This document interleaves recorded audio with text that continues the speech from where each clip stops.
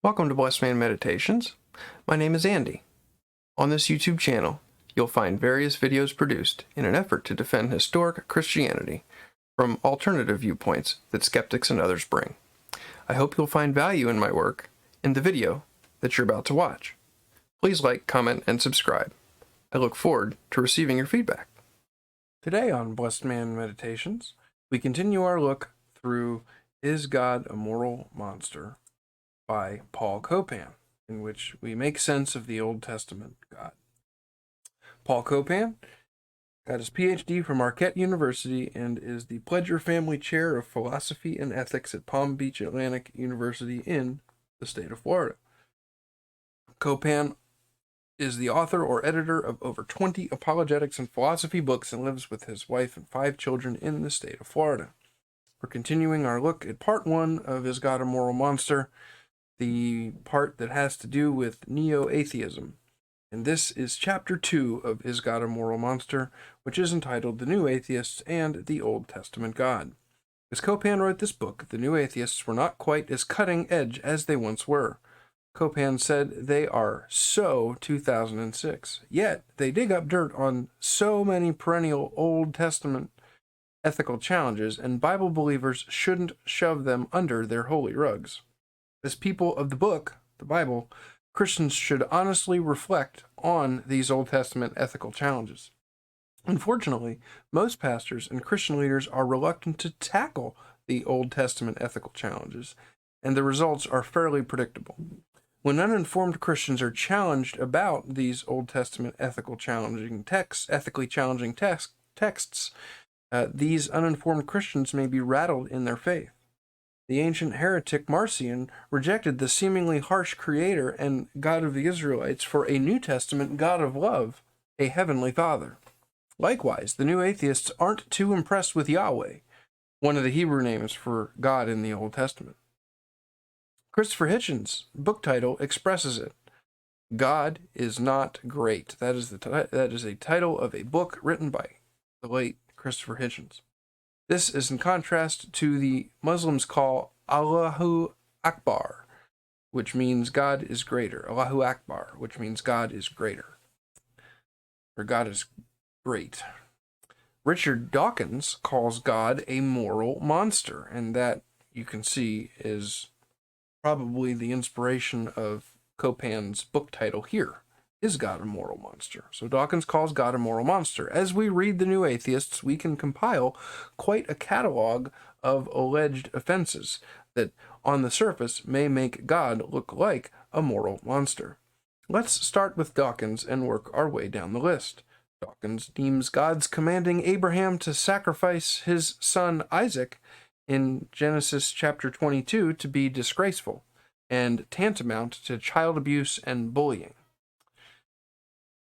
Moreover, this God breaks into a monumental rage, Dawkins says, whenever his chosen people flirt with a rival God, resembling nothing so much as sexual jealousy of the worst kind.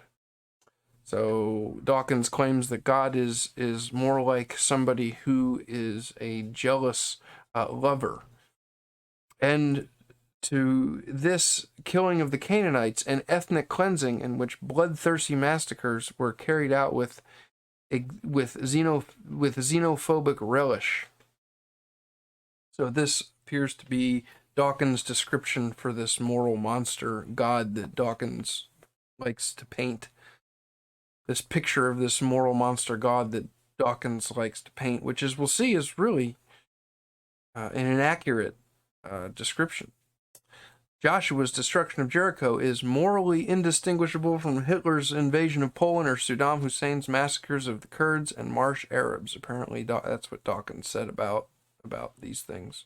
This is just one example of why religion is, as Dawkins' 2006 BBC documentary phrases it, the root of all evil. So Dawkins calls religion the root of all evil. To make matters worse, Dawkins points out the ubiquitous weirdness of the Bible. Many biblical characters engaged in morally scummy acts. Here's a sampling. In Genesis chapter 19, we see a drunken Lot was seduced by his widowed daughters who eventually bore his children. In Genesis chapter 12 and verses 20, Abraham lied about his wife. He did so in chapter 12 of Genesis, and he did so in chapter 20. In Judges chapter 11, Jephthah made a foolish vow that resulted in his daughter being sacrificed as a burnt offering. In 2 Samuel 11, David power-raped Bathsheba and engaged in murderous treachery toward her husband Uriah, who was one of David's loyal mighty men. We can add one more to the list. Dawkins' most notable description of Yahweh is this one, quote, "The God of the Old Testament is arguably the most unpleasant character in all fiction." That's he right off the bat, Dawkins calls it fiction. Of course, he hasn't come to the same conclusion that the believer has about the evidence.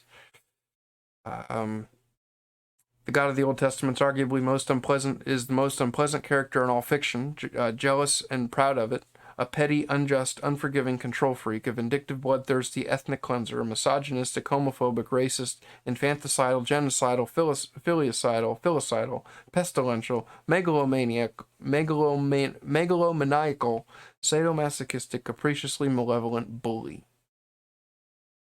There's a subsequent book called by Paul Copan. I may go through that on this channel. I'm not sure. It's called "Is God a Vindictive Bully?" Copan came out with that book just recently at the time of this filming. Then there's Dan Dennett. Dennett declares the Old Testament Jehovah is simply a superman who could take sides in battles and be both jealous and wrathful.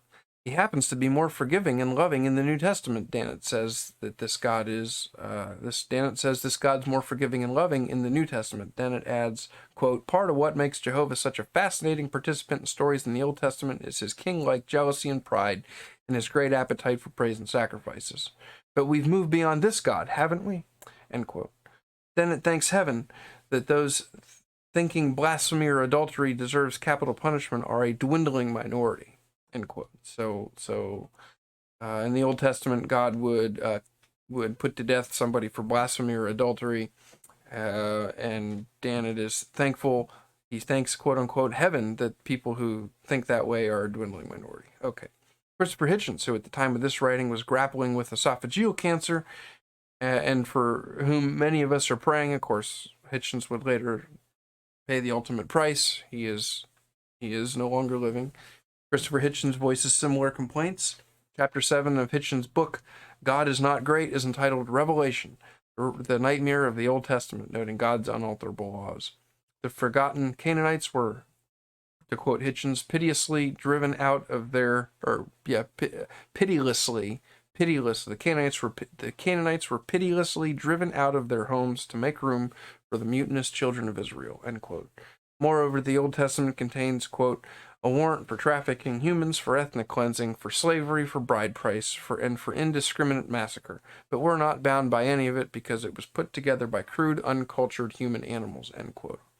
What we're going to see as we go through this book is that these new atheists who raise these accusations against this God of the Old Testament, they didn't do their homework as to the cultural background of the times in which the Old Testament was written.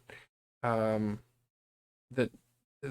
people like Copan have the homework that people like Copan have done. These new atheists have not done that homework.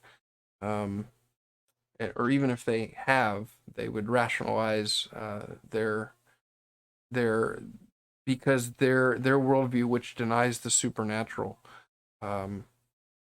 can't have room for a supernatural being, and so they are going to do whatever they can to rationalize away the demands that this God would put on them and the rational explanations that Copan will bring against these accusations of God being a moral monster. They're going to rationalize away this stuff because they don't want the moral accountability that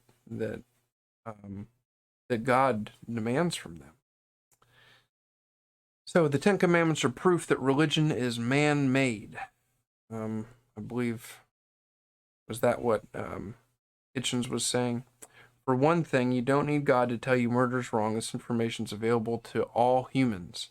And we're going to work with Sam Harris. Sam Harris says in his letter to a Christian nation, it deliberately sets out to, quote, demolish the intellectual and moral pretensions of Christianity in its most committed forms. So Sam Harris wants to demolish Christianity. Okay, so if the Bible's true, then we should, and Harris says if the Bible's true, then we should be stoning people to death for heresy, adultery, homosexuality, worshiping graven images, and other imaginary crimes.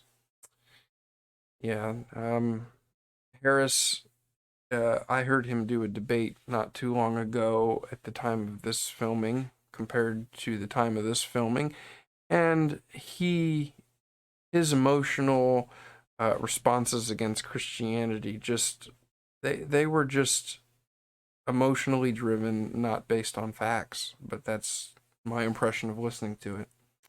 In fact, putting to death idolaters in our midst reflects God's timeless wisdom. Apparently that's what Sam Harris says.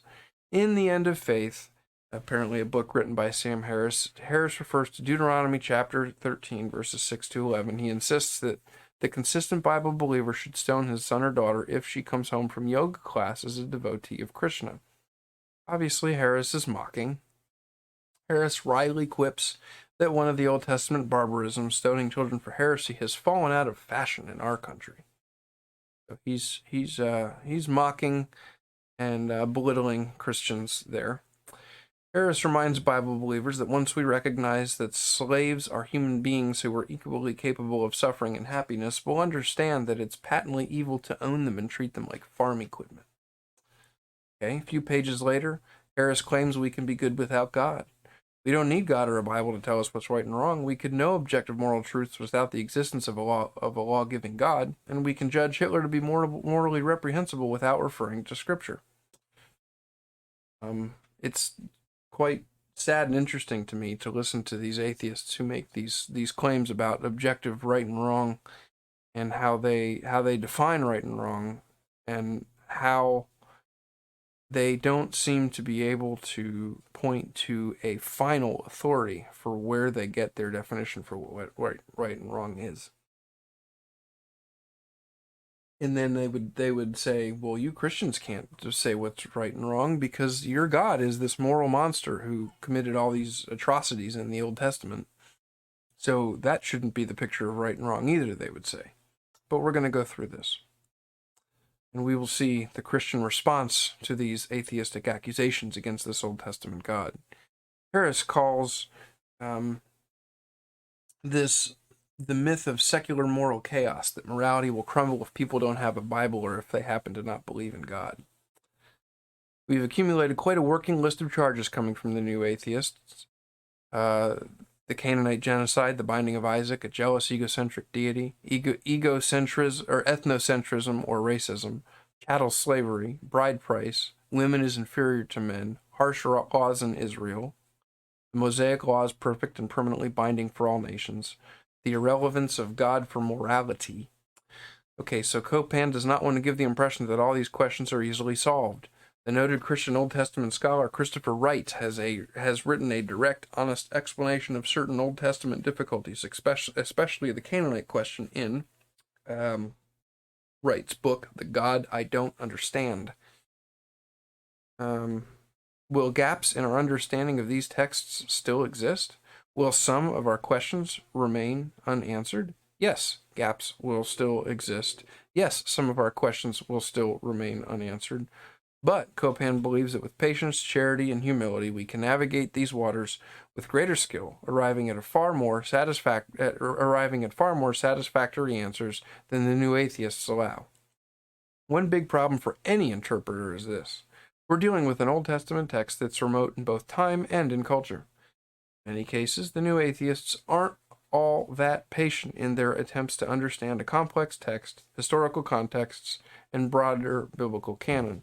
Yes, when you hear an atheist debate a Christian about these types of topics, the new atheist will just bring an attack that's based on a surface level understanding and just reading the text as it is, without considering what might be going on behind the scenes. Well, the beauty about a work like this that we're going through with Copan is that he did some deep digging that an enemy of Christianity would, I've yet to hear them do. And what somebody like Copan does is he points out that the surface level understanding is insufficient to understand the Old Testament. You've got to understand some of the history behind it to properly understand it as God would have us to understand it. So yes, so this impatience that the new atheists exhibit in understanding the complex historical contexts, it affects their ability to perceive this God in a way that would be beneficial. Yet this is what we need to do. We need to understand the complex historical context, the broader biblical canon. We need to understand these things if we're going to interpret it right. In each chapter in this book, Copan will be borrowing from the phrases of these neo-atheists to frame the discussion. Hopefully, we can see these Old Testament ethical issues in their proper context. In doing so, we'll get a firmer grasp on what the Old Testament ethical issues really are and how we should address them. So that's the end of chapter 2 in Is God a Moral Monster by Paul Copan. And in chapter 3, we're going to ask the question, does this God have a great appetite for praise and sacrifices? As we examine whether or not God is a gracious master or a moral monster. So, thank you for taking part in that portion of Is God a Moral Monster with Paul Copan. That was chapter 2. And please like, comment, and subscribe. And please consider supporting my ministry by purchasing my published work, the 30-chapter volume on the Book of Psalms, Pinnacles and Plateaus, Meditations with the Psalmist, the expositional devotional commentary. And thank you for prayerfully considering this ministry, and I hope you have a blessed rest of your day.